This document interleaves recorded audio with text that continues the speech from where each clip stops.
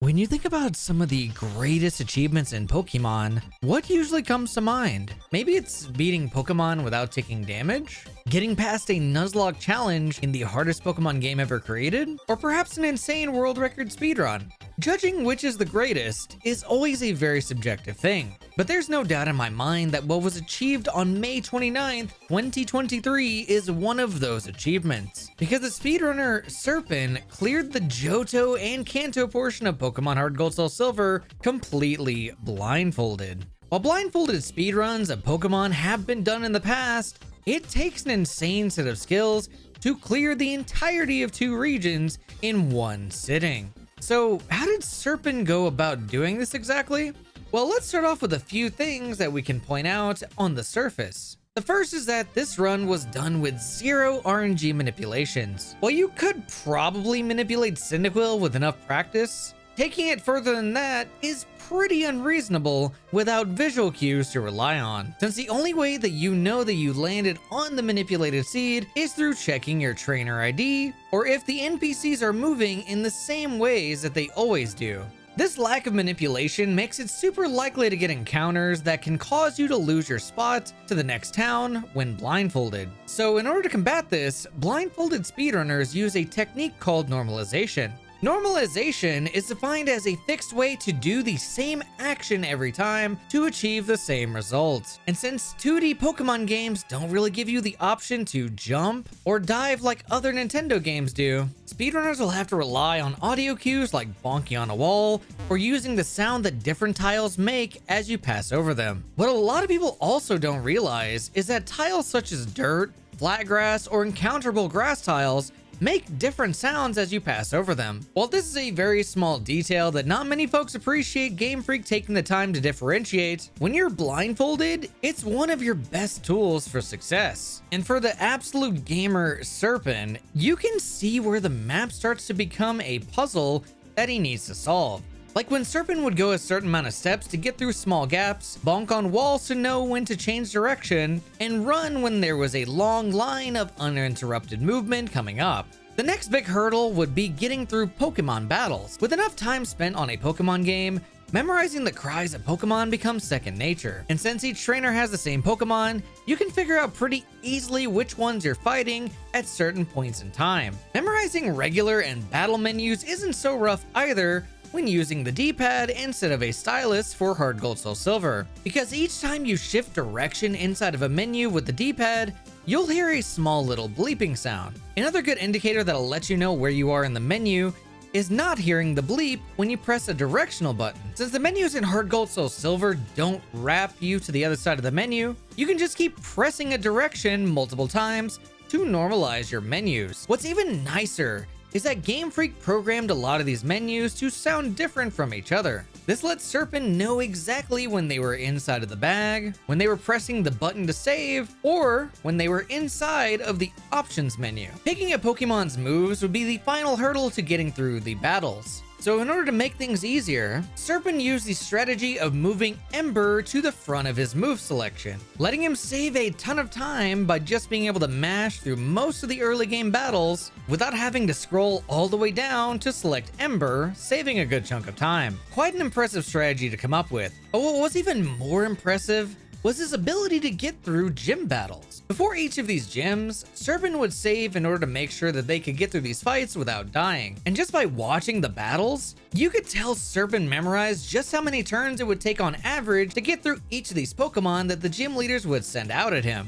Because after a certain amount of turns, Serpent would always potion before continuing to spam Ember, even when he didn't hear the HP bar was low. And each time a Pokemon fainted, Serpent would nod his head to signal that he knew exactly what part of the battle that he was on. And with just enough luck, he was able to get through Faulkner on his second try. The next complication with the route involves depositing your HM Specialist Sentret and the free egg you're required to grab from Professor Elm's aid. Doing this lets you skip a double battle inside of Bugsy's gym. And with just the right amount of bonks and audio cues, doing this isn't too hard to figure out with the D-pad. What is hard, however, is passing spinners without hitting them if you're blindfolded, because unfortunately, you have no real way of knowing which direction they're facing as you pass them.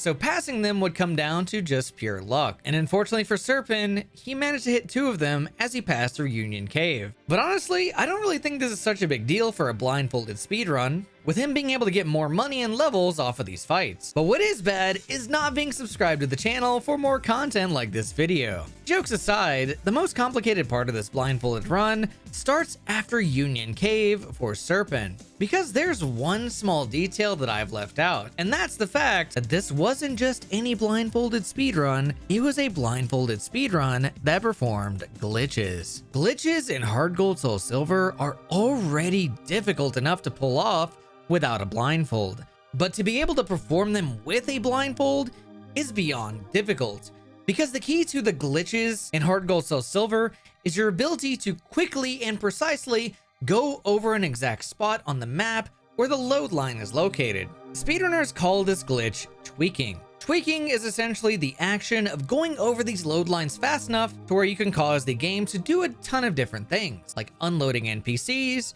moving masses of land elsewhere on the map, or getting rid of certain pieces of land completely. Messing up the position that you start this glitch, or going over the load lines incorrectly can lead to your game crashing completely. And because these are position-based tricks, figuring out a way to getting the exact position that you want to be in becomes an even bigger issue when you can't see what you're doing. For Serpent, the best way to know that he was outside of the cave and close to the load line was through the music and the sound of the rain that played after he exited the cave. Once he heard this route music, his next step would be to save exactly where he was in case something went wrong. But to my surprise, he pulled off this glitch on the very first try. The amount of practice that has to go into figuring this out is unfathomable, and to pull off what many have a hard time doing in a non-blindfolded speedrun is pure insanity. And it gets even crazier once you get hold of the bicycle, as there are a total of 4 tweaks that are performed with it throughout the run,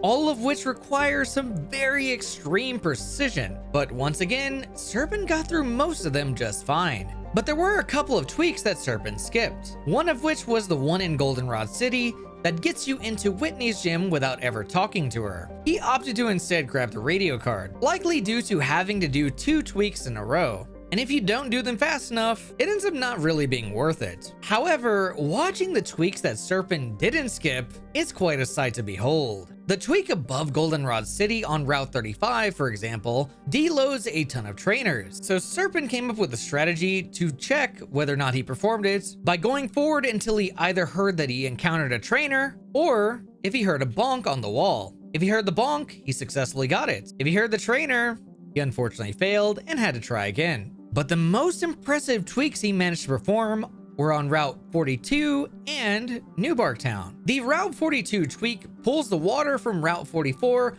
onto Mahogany Town, all while sinking every NPC in the town into the ground. But more importantly, it sinks the NPC that tries stopping you from going into Ice Path without enough gem badges, letting you snag Waterfall for Gyarados extremely early. But the most important tweak of them all goes to the New Barktown tweak. This is the tweak that really makes a glitch run of HeartGold SoulSilver as impressive as it is, because this one requires you to do 2 tweaks in a row with a rappel up, meaning you have a limited amount of steps to be able to pull them both off in a row. This took Serpent 20 whole minutes to finally get both tweaks in a row. And what's even crazier is that Serpent was using what I would consider to be the harder setup for the first tweak.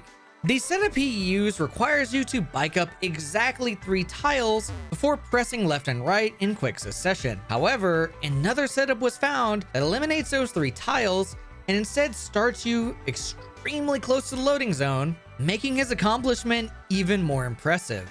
The second tweak, however, is the reason why rappels are required in the first place, as it loads the tiles from Route 29 on the left into the water on Route 27. And the load line on Route 29 just so happens to be inside of some unavoidable encounterable grass tiles. But the craziest thing about all of this is that as soon as Serpent successfully got the first tweak, he was able to get the second one on his very first try. This is beyond impressive because after 20 minutes of failure, the pressure to finally get it right immediately after nailing the first tweak must have been immeasurable.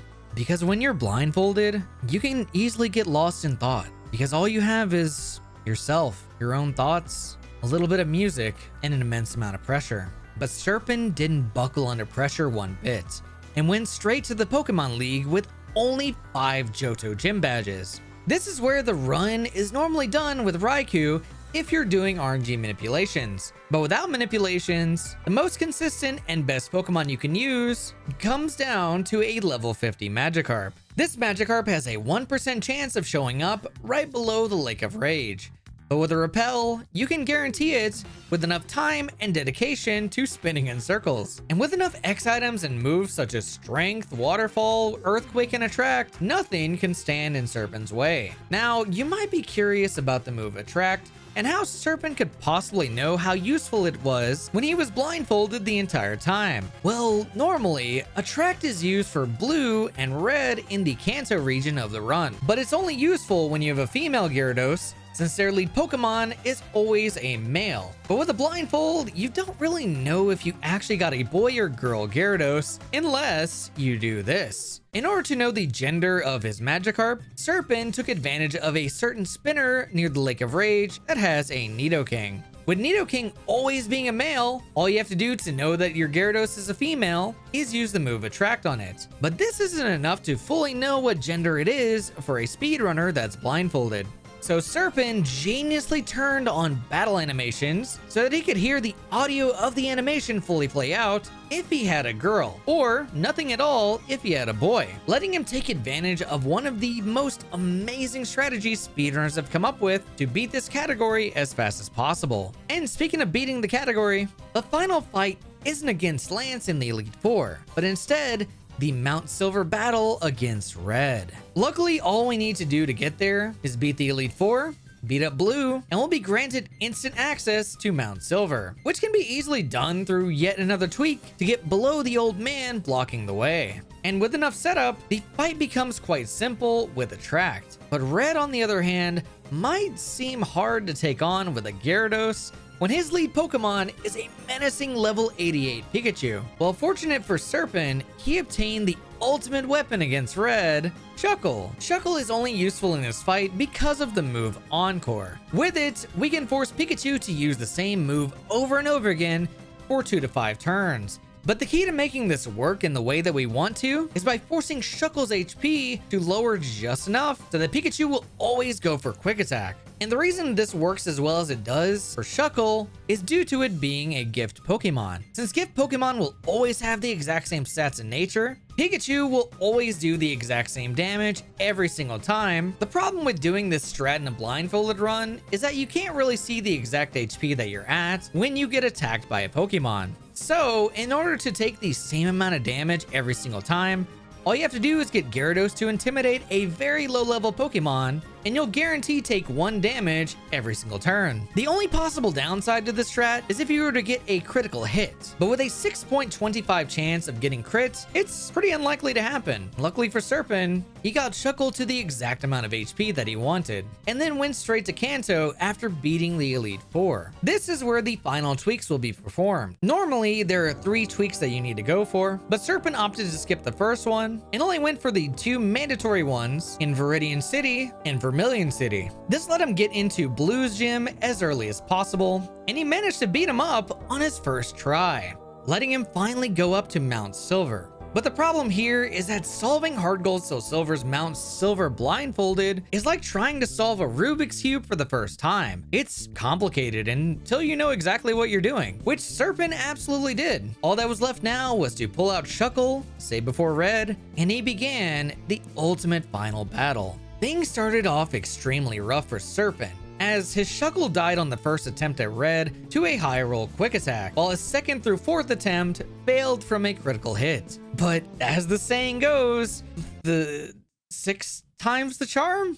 Serpent led with Shuckle, forcing Pikachu into a constant state of Quick Attacks, which meant Gyarados could now set up X items until the Encore was over. because once the encore was over, Pikachu would 100% of the time go for an electric move. And the way that he knew it was over is by tapping the A button at certain intervals. Then all he had to do to avoid getting zapped by Pikachu is to Earthquake it immediately. Once you KO Pikachu, Snorlax comes out afterwards 100% of the time. This gave Serpent the opportunity to use Attract in order to minimize the amount of turns Snorlax could attack. Have I mentioned that Serpent still had animations on for this fight as well? This helps Serpent figure out very valuable information through the audio cues that these moves produce when animations are turned on, as well as let him know exactly how many X items he used, since animations will also be turned on for X items as well. And after setting up just enough, it was Serpent's time to sweep through Red's team. And the beautiful part about all of this is Serpent got his revenge on Snorlax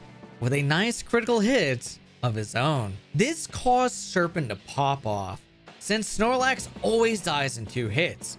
So he knew exactly what he had done when he heard Snorlax faint almost immediately. His goal from this point forward was to survive the damage from the rest of Red's Pokemon. With Lapras coming out next, Red is given a chance to use Blizzard, which froze Serpent. But luckily for Serpent, the freeze status is able to be heard with animations on.